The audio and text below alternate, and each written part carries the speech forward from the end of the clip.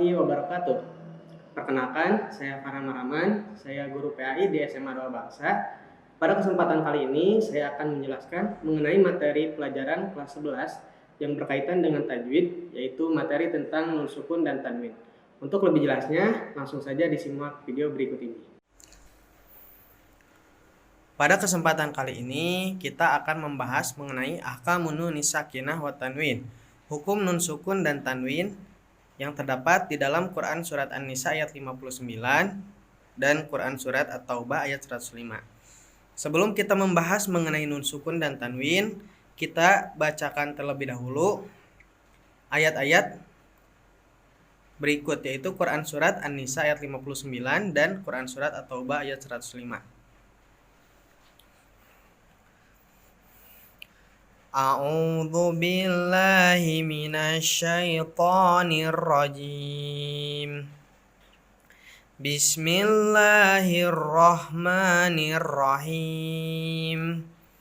Ya ayyuhalladzina amanu atiiullaha wa atiiur rasul wa atiiur rasul wa ulil amri minkum fa in tanaza'tum fi syai'in farudduhu ilallahi war rasul in kuntum tu'minuna billahi wal yaumil akhir dzalika khairun wa ahsanu ta'wila. Bismillahirrahmanirrahim. Wa qul i'malu fasayarallahu amalakum wa rasuluhu wal mu'minun wa saturadduna ila alimil ghaibi wasyahadati fayunabbi'ukum bima kuntum ta'malun. Shadaqallahul azim. Shadaqallahul azim wa shadaqa rasuluhun nabiyul karim wa nahnu ala dzalika minasyahidina wasyakirina walhamdulillahirabbil alamin. Baik, kita bahas mengenai nun sukun dan tanwin yang terdapat di dalam Quran surat yang telah kita bacakan sebelumnya. Baik, langsung saja. Pertama, hukum dari nun sukun atau tanwin itu adalah idhar, di mana idhar itu artinya jelas, yaitu ketika bunyi nun sukun atau tanwin dibaca dengan jelas. Nah, suatu bacaan atau nun sukun dibaca idhar ketika nun sukun atau tanwin tersebut menghadapi huruf idhar, di mana idhar itu sendiri hurufnya ada 6, yaitu hamzah, ha, ain, ha, gin, ho. Dan ini sesuai dengan apa yang terdapat di dalam kitab Tuhfatul Atfal, hamzun fahaun thumma ainun ha'u muhmalatani thumma ghainun kha'u. Jadi huruf idhar itu ada 6. Nah, berhubung di ayat sebelumnya yang telah kita bacakan tidak ada hukum bacaan idhar, maka saya ambil contoh dari penggalan ayat lain. Contoh pertama misalkan man amana. Nah, di sana ada nun sukun berhadapan dengan hamzah, dan hamzah sendiri merupakan salah satu dari huruf idhar, maka dibacanya jelas gitu. Nunnya terdengar dengan jelas. Man amana. Atau contoh yang kedua, azizun ghafur. Di sana ada tanwin bertemu dengan ghin yang dimana merupakan huruf dari idhar. Azizun ghafur, dibaca dengan jelas. Lalu yang kedua adalah idgham, di mana idgham itu artinya adalah memasukkan, yaitu memasukkan huruf pertama ke dalam huruf kedua sehingga menjadi suatu huruf yang bertasydid. Nah, suatu bacaan dibaca idgham ketika nun sukun atau tanwin menghadapi huruf idgham, dan huruf idgham sendiri itu ada 6, yaitu ya, ro, mim, lam, waw, dan nun. Nah, idgham sendiri terbagi menjadi dua bagian, yaitu idgham bigunnah, yang dimana ketika membacanya itu ada dengungan atau ada gunnah dan ditekan dua harokat. Dan yang kedua adalah idgham bila gunnah, yang dimana dibacanya langsung tanpa adanya gunnah gitu. Dan ini sesuai dengan apa yang terdapat di dalam kitab Tuhfatul Atfal. Lakin naha kismani kismun yudgoma fihi bigunnatin yanmu ulima gitu. Nah, kebetulan di ayat sebelumnya ada hukum bacaan yang masuk ke dalam kategori idgham.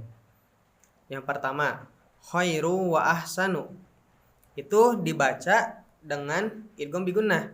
Khairu wa ahsanu. Jadi enggak dibaca dengan langsung gitu. Khairu wa ahsanu, enggak dibaca seperti itu, tapi ditekan dulu dua harokat. Lalu yang kedua catatannya adalah bunyi nun sukun di dalam tanwin kata ro atau huruf ro itu nun sukunnya diidghamkan atau dimasukkan ke dalam wawu. Makanya dibaca dengan bacaan khairu wa ahsanu, enggak dibaca khairun wa ahsanu gitu. Lalu yang kedua adalah milladunhu. Milladunhu. Nah, di sana ada nun sukun bertemu dengan lam, dan di mana lam ini merupakan salah satu dari huruf bila gunnah. Huruf bila gunnah itu ada dua, lam dan ro, lalu sisanya ya, mim, waw, nun atau ya, nun, mim, waw. Itu adalah idgham bigunnah. Maka ketika ada nun sukun berhadapan dengan lam, dibacanya idgham bila gunnah tanpa ada dengung dan tanpa ada tekanan. Milladunhu. Seperti itu.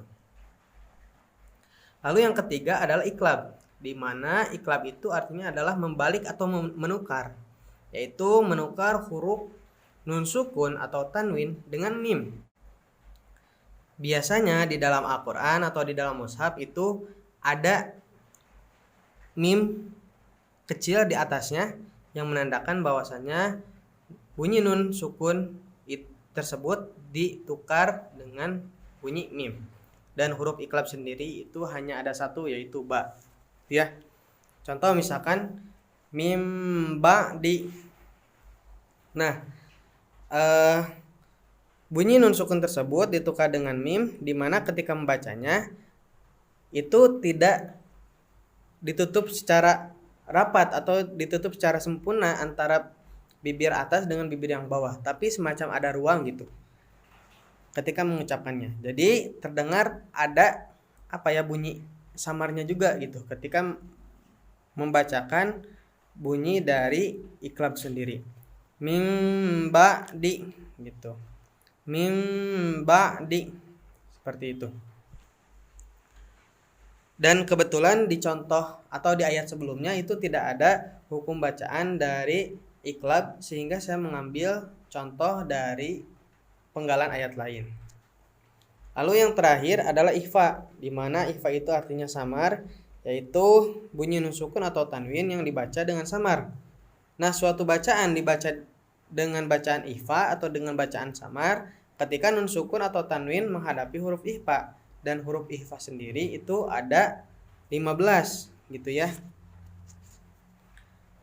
Yaitu ta, jim, da, zai, sin, shin, sod, do, to, do, fa, ko, kaf. Dan di dalam kitab Tuhfatul Atfal itu dikumpulkan di dalam suatu bait gitu ya. Sibdathana kam jada syahsun qad sama dum thayyiba zid fi tuqa do 5. Itu huruf-huruf dari ikhfa. Nah, contohnya misalkan di ayat yang telah kita baca, misalkan kata milkum gitu ya. Nah, di situ ada nun sukun bertemu dengan kaf, di mana kaf merupakan salah satu dari huruf ikhfa, maka dibacanya samar. Jadi nunnya enggak dibaca jelas, tapi dibaca dengan samar. Milkum. Lalu yang kedua, syai'in farudduhu. Di sana ada tanwin berhadapan dengan pa. Maka bacaan tanwinnya itu yang harusnya bacanya terdengar bunyi nun sukun, tapi ketika berhadapan dengan huruf ikhfa maka dibacanya dengan samar. Syai'in farudduhu. Seperti itu. Nah, itu tadi materi mengenai nun sukun dan tanwin di kelas 11. Terima kasih atas perhatiannya. Hadanallahu wa iyyakum ajmain. Wa syukran ala husni ihtimamikum. Wassalamualaikum warahmatullahi wabarakatuh.